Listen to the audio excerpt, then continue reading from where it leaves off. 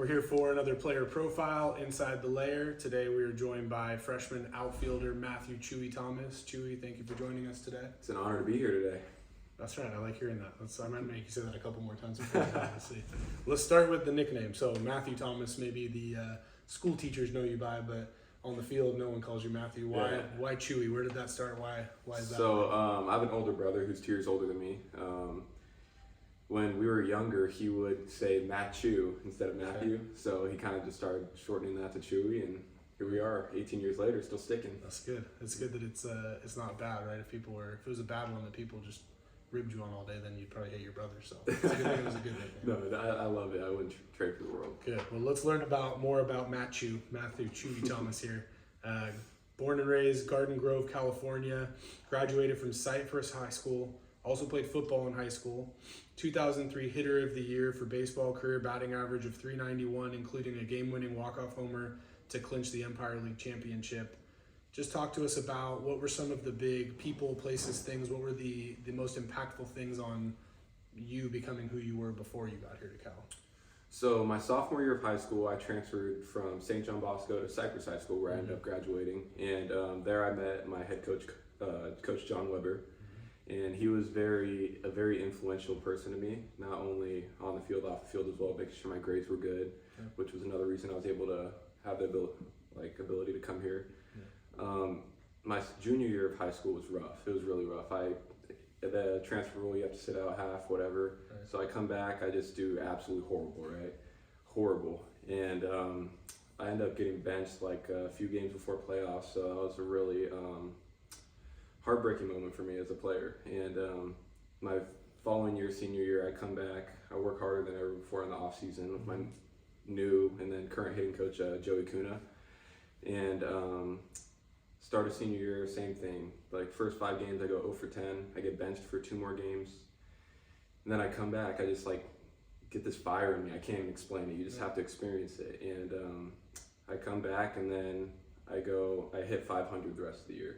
And end up having the honor of earning hitter of the year for my team and making first team all league. So that was huge for me because after my junior year, it was like, dang, it's really hard, when you work so hard and it doesn't work out. So I'd say Coach John Weber and my hitting coach Joe, we were both very influential people to me, as well as my parents. I mean, my mom always giving me motivational talks, my dad always going to pitch to me no matter what time it is, what the weather's like. I mean, without my parents, none of this would be possible. So those were definitely the 2 most important people in this journey. What about this place when it was time to make a decision on where you wanted to be for that next step in your career, your academic and athletic career? Why Cal? Why was this the right fit for you? When thinking about Cal, you think Pac-12, you think a very prestigious school, things like that. And those were all things going through my head, and I'm like, wow, I really have the opportunity to go to such an amazing school. And I was definitely not going to pass that opportunity up, especially with the great coaching staff we have, all the great teammates. I wouldn't trade it for the world. So very cool. So now let's talk about, you got here, a true freshman in a Division I program, a lot to learn on the fly as you go. You're in a group that's a pretty even mix of young guys like you that are figuring it out as you go and guys with tons of experience. What would you say was one thing this fall that you felt really prepared for, and what would you say is one thing that you really had to learn as you went? Definitely the work ethic aspect. We're training really hard every week, and that was something that was normal for me back home, so it wasn't really a big adjustment at all, just kind of normal for me. But one thing I did have to learn was just kind of training more quality rather than quantity, right? And that's something I picked up on from Caleb Molavita. It was during the Fall World Series. I had a bad day in BP, whatever, and I was staying after to hit, and he's like, dude, you need to go home, watch video of you absolutely raking, and then next day I come back and hit a home run. So it was pretty huge for me, and that was something that I will definitely use for my next 4 years. Yeah, unfortunately for the guys on the other side of the field for the Fall World Series, I do remember that moment too, but now we can look back and think of it fondly, so that's good. Absolutely. What do you think you talked about Caleb, but what are some things from some of those older guys as a leader, maybe more off the field stuff than on the field? What are some leadership roles, values that you started to learn from some of these older guys that you now want to impart on younger guys moving forward? Confidence. whether that's at the plate, in the classroom, wherever. Like, you just need to have confidence in everything you do in life, or I feel like you're not going to be doing it as efficiently as you could be doing it.